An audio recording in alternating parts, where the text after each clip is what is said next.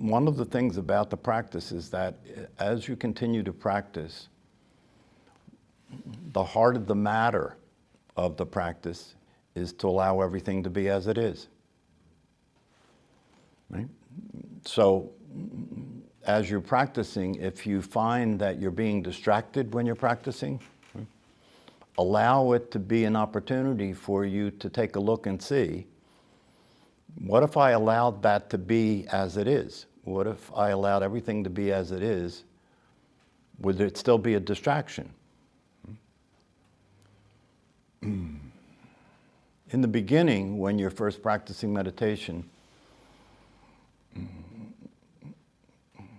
it's understandable that there will be distractions because the beginning of the practice is a practice that's begun by you as an identity that exists as a state of mind. So if you identify yourself as a state of mind, then distractions are easy to come by when you identify yourself as a state of mind. Why? Because in the state of mind that most of us live our lives in, we mechanically and automatically find ourselves rejecting, resisting, denying, arguing against, struggling against, coping with, making wrong, a lot of what's going on. That's the activity of the mind. And the mind is active that way because the mind's busy trying to survive. It's trying to survive in relationship to everything that's happening. So it sees things as a threat to its survival, and when it's being threatened, it's agitated. One form of that agitation is anger, right? So when you begin to practice meditation, you're beginning as a state of mind. You're beginning, your identity is a state of mind. Your identity is a physical body, and your identity is a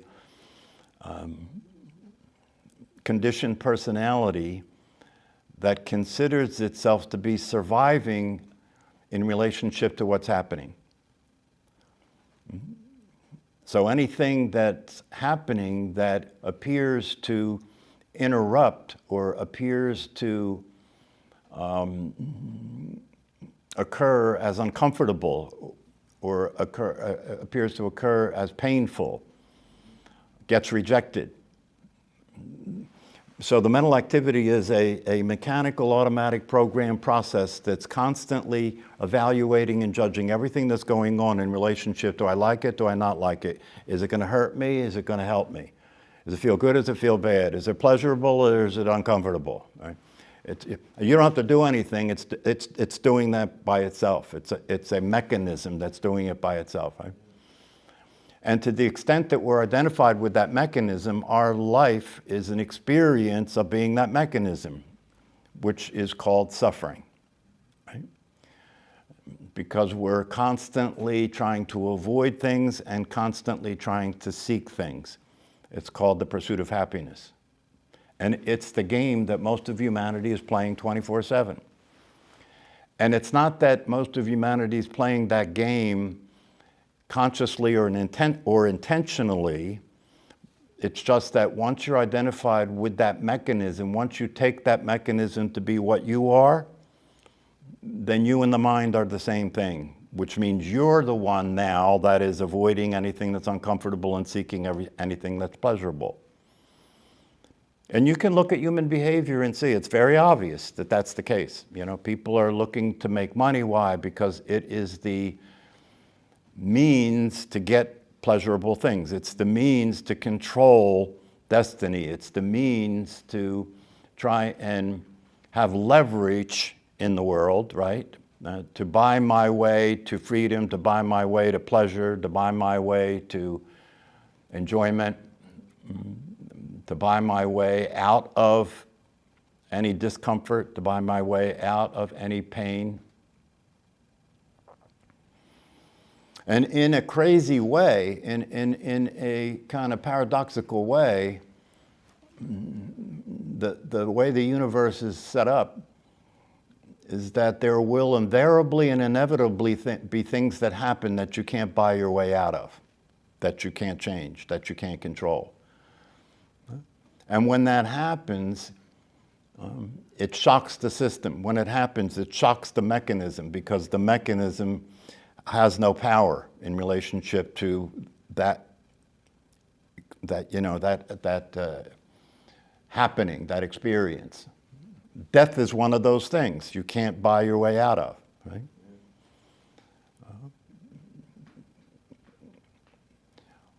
So sudden, shocking experiences in a paradoxical way can shock the mind, right, in such a way that it loses its ability to be you. And then you can experience your true nature. Then you can experience the natural state. So it's a paradox in a sense, right? If something happens that's bad enough, if something happens that is outside of your mind's ability to control, it can actually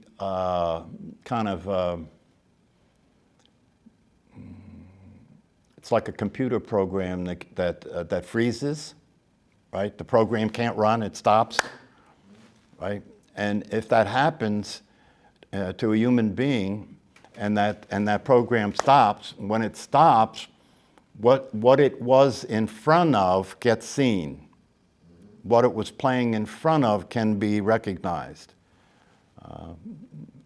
And so people have these what they call awakenings. They experience enlightenment or awakening.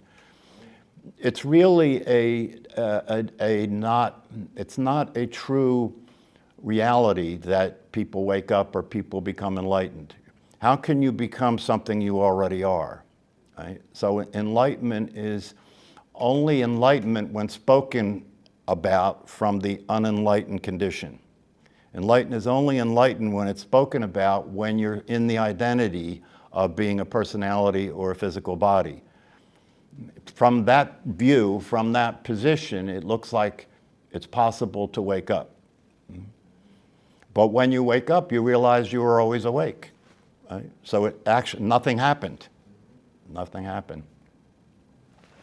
So I want to talk about two things that I consider to be really powerful opportunities to see something.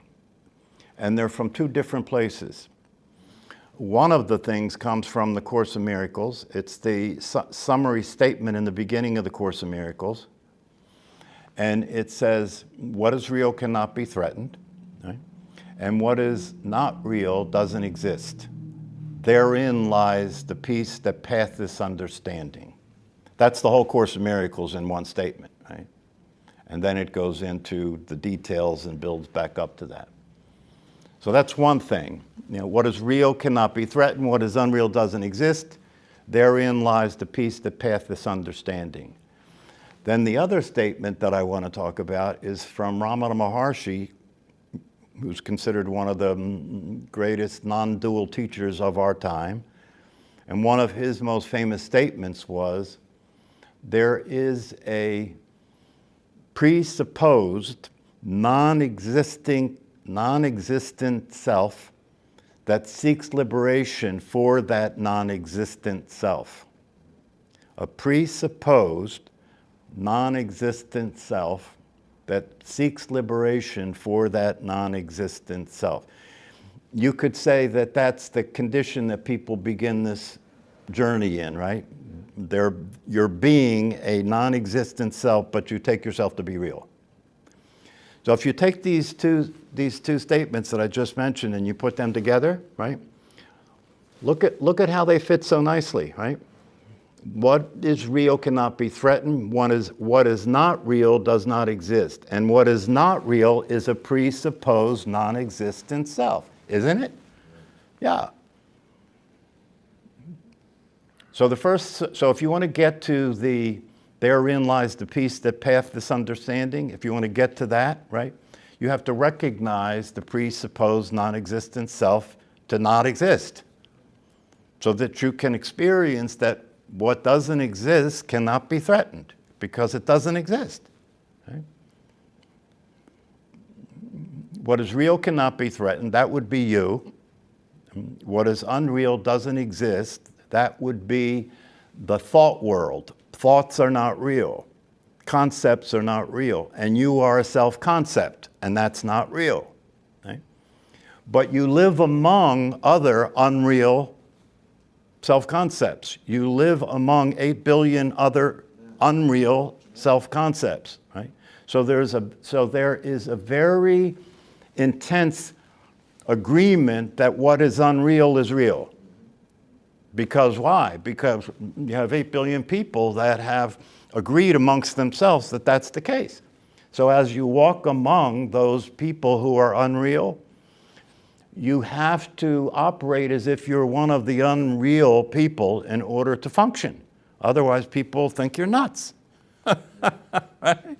But the problem with that is while you're functioning as an unreal entity, you can't experience the freedom from suffering. So you have to sell your soul to the devil. You have to sell your soul to the devil in order to play the game of life with the rest of the people who are living in hell. Right? But don't worry about it. You know, we have Amazon here in hell. We have football here in hell. Although that game last night, oh my God. That was hell. But it is the case. You know, we live in a hell realm, right? But it's a hell realm that we have all of these little conveniences and all of these little things that provide comfort and all these little things that provide temporary gratification and pleasure, right? So we can kind of cope with it. So we're coping well with hell. And the people, for the majority of people who are living in this hell realm don't know that it's a hell realm. They consider it to be reality. It's just reality. Life sucks and then you die. It's just reality. Right? So you make the best of it, right? You try and get as much money as you can. You try and avoid, you know, all the things that can happen in this hell realm. See if you can, you know, be a long-lasting hell realm dweller until the physical body drops. And that's the human life, a long-lasting hell realm dweller until the body drops. But this teaching that I mentioned in terms of what is real cannot be threatened is pointing to something. It's pointing to a possibility. Right? The same thing that this Ramana Maharshi statement is pointing to when it says, you know, there is a presupposed. You know, when we say presuppose, what he meant by presuppose, like it was a supposition that occurred before you were born. You were born into the supposition, presupposed, right? Everybody was already here in the hell realm when you arrived. It's a presupposed, right? So you show up in a presupposed reality, right? In which there is a non-existent self, non-existent self-concept that doesn't actually exist, that's taken to exist, that is believed to be real. And the consensual reality of that is pervasive, and the consensual reality of that is considered to be the establishment, isn't it? Yeah, when you go to school, they teach you, right? They teach you, and it's an unsaid teaching. When you go to school, you ever notice when you went to school as a child that they didn't start your education by telling you, you're your body, and you're your personality, and you're your self-concept, and you're going to live your life as that for the rest of your life. They don't teach you that in school. Why? Why don't they teach that in school? That's already obvious. Yeah, because they don't have to. They don't have to teach you something that you're getting at home before you start school, right? Yeah. As soon as you, at home, as soon as you get language, right? As soon as you get language, what do your parents do with the language? They give you a name, right? They point to your body and they put you in front of a mirror and they say, oh, you're so cute. And they're referring to you as a physical body, right? So the very first contact you have with reality, with the quote-unquote reality, comes from your parents. Yeah? And they're passing on the presupposed non-existent self to you. They're passing on the presupposed non-existent identity to you. So by the time you get to school, everybody already has that. No, you don't have to learn that when you already got that. So when you go to school, you're not going to school to learn who you are. You're going to school to learn how to play the game, not to learn who you are. You already know who you are. And then when you get to school, you can look around the classroom and compare yourself to see not only who you are, but how are you? Not only who you are, but how are you? Are you okay or are you not okay? Is there somebody in the class that's prettier than you or more handsome than you? Is there somebody in the class that's smarter than you? Is there somebody in the class that has nicer clothes than you? See, the game is on already, like that, right? I remember my first day in kindergarten. I must have had some carryover from an enlightened life somewhere, because the first day in kindergarten at the flag salute, I peed my pants. I peed my pants because of the fear I was experiencing of being there. It's a shocking thing, you know what I mean? Absolutely. It's a shocking thing when you start school and you realize, oh shit, this is what I'm in for. This is what I'm in for.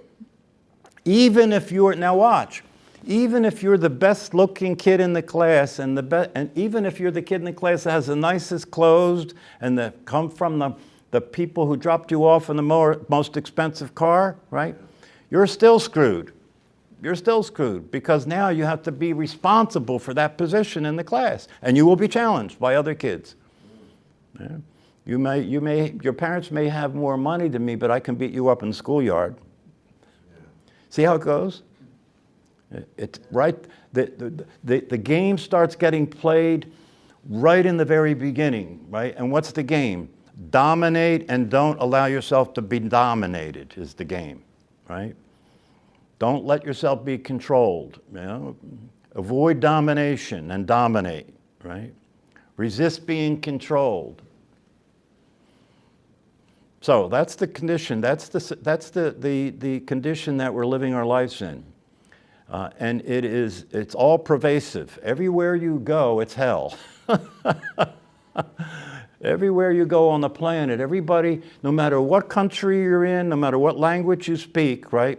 The one thing is the same, no matter what language you speak, what culture you're in, or what country you visit. Everybody agrees on the same thing, right? That we are our bodies and we are our personalities. That agreement is pervasive all over the planet, right? That's the consensus about reality. And then along with that consensus about reality is the consensus about reality that we live in time and we live in space. So now the game is on, right? Now the game is on. So once that game is on, you know, that which is real is concealed. Going back to that statement in the Course in Miracles, that which is real cannot be threatened. That which is real is concealed now, right? So it can be threatened because that which is real is concealed. And that which is unreal does exist, right? And so the path to understanding is not available, right? That's how it works. Okay? So then you have to get to what the Ramana Maharshi statement says, which is the presupposition has to be recognized. You have to recognize that you showed up here and this was already happening, right? The presupposition has to be recognized, and you have to recognize that this presupposition is a supposition that you are real, that when you're not real. The presupposed non-existent self. And then as that presupposed non-existent self, right, what are you doing? Yeah. You're seeking freedom and you're seeking relief from that condition. You're seeking freedom and seeking relief from the condition of non-existing. How are you going to succeed with that? You're seeking freedom and you're seeking peace and you're seeking contentment and you're seeking satisfaction as a non-existent entity. How's that going to work? Yeah? But don't worry about it. We have so many different variations of the game. You can play it until your body drops. Right? And although you're playing the game all your life, you know, it's an interesting thing when you look at it, right? When you're young, you see all your life in front of you, and there's all kinds of games to be played, right? There's so much variety, right? There's so many 10,000 things. There's so much variety, so many games to be played, right? But it looks exciting. It looks interesting, you know? Oh, I'm going to succeed here. I'm going to figure out a way to play this game that I can win the game, right? And so you start to play the game, right? And it looks like the success in the game is always in front of you, doesn't it? It's always in front of you. You know, when you're a kindergartner, you can't wait to get into elementary school. And you know that's going to be successful. That's when I know I'm going to be more successful than I am as a kindergartner.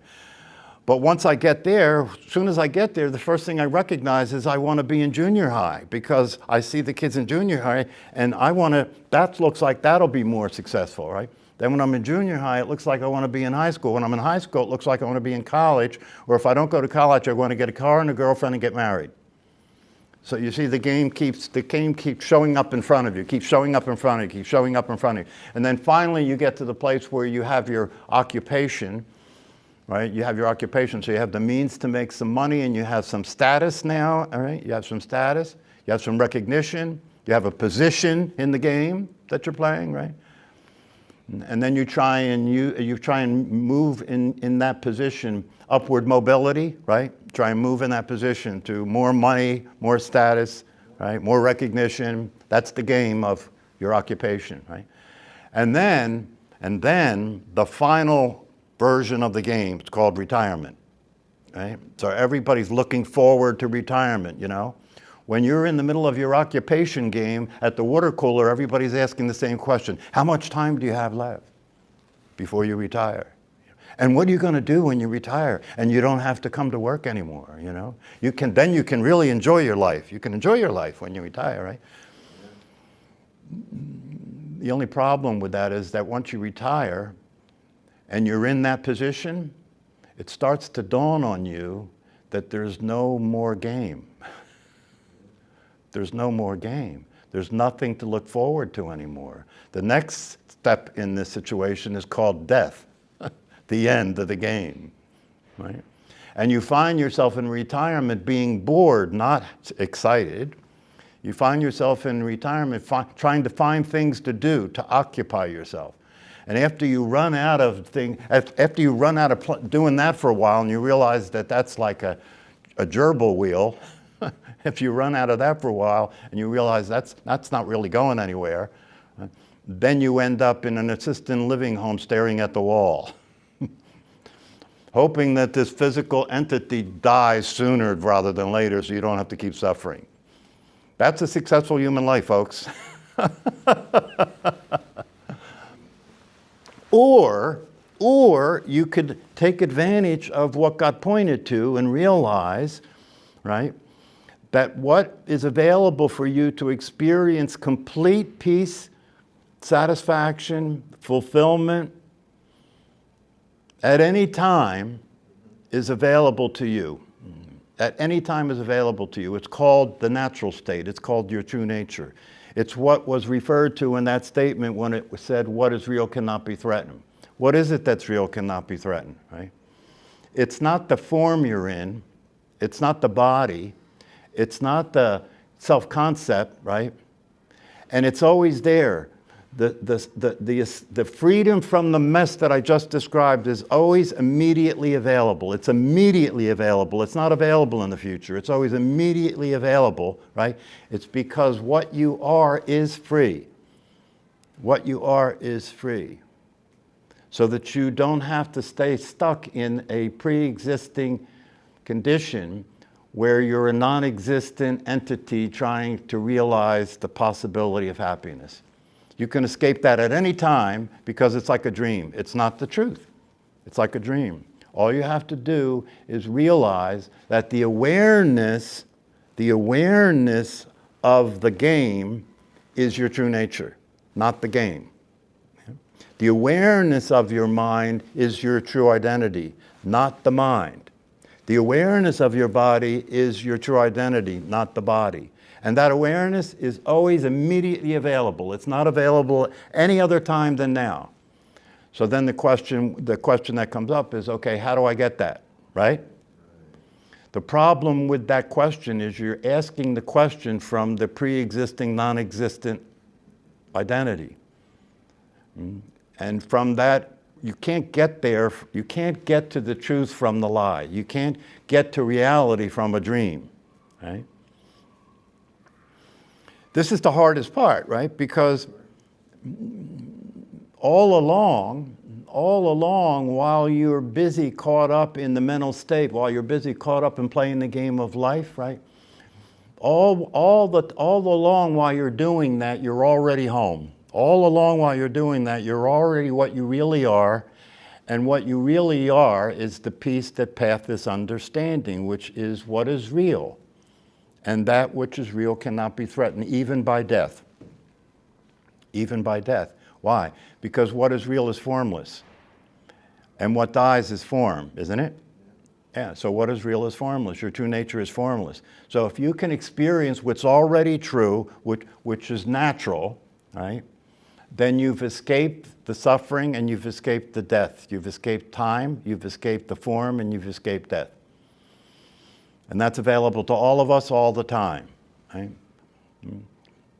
Have you noticed that it's not very popular, though? You know why it's not popular? You have to give up everything you believe in. You know, your conditioning has taught you along the way. Everything has like that. Well, there's only one thing you really have to give up. And that's the one thing that almost nobody is willing to give up. You're not the body. Well, yeah, that's part of it, but there's only one thing you have to give up, and the one thing you have to give up is that you don't already know who you are, isn't it? That's what you have to give up. That you don't already know who you are. That's what you don't have to learn, because it's such a, it is such a pervasive belief, right? It's such a pervasive understanding, it's such a pervasive agreement, right? That for people who are living their life in that condition, it seems crazy to consider giving that up. Yeah. That's why people who practice meditation and people who spend their time and attention learning about the truth teachings are considered to be a little weird. You know, what are they doing that for? What are they doing that for? What do they think they're going to get? What do they think they think they're going to accomplish something by doing that? How the hell can you accomplish something by just sitting still? Everybody knows that Nike was right. Right?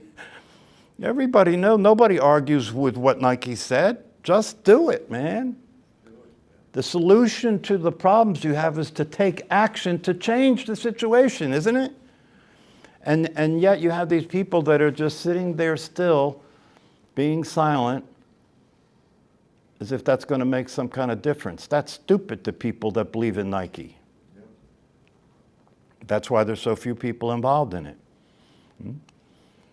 But if you're willing to entertain the possibility, if you're willing to consider the invitation, like Paul Hederman says, and if you're willing to receive the subpoena, you know, if you're willing to take the invitation, like Mooji says, if you're willing to accept the invitation and look at the possibility and really seriously consider the possibility, if you really seriously consider the possibility and you really look at it long enough and you really involve yourself in the practices long enough, right, it starts to become obvious, doesn't it?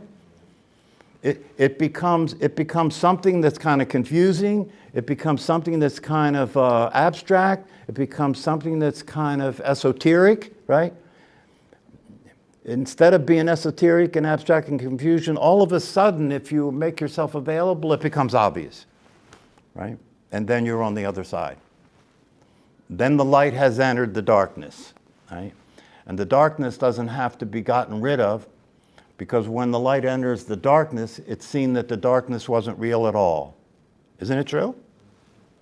Darkness doesn't have its own content. The darkness doesn't have its own life. It's just the absence of the light, that's all. And when the light shines on the darkness and the darkness dissipates, you realize it was never real at all. It was just the absence of the light.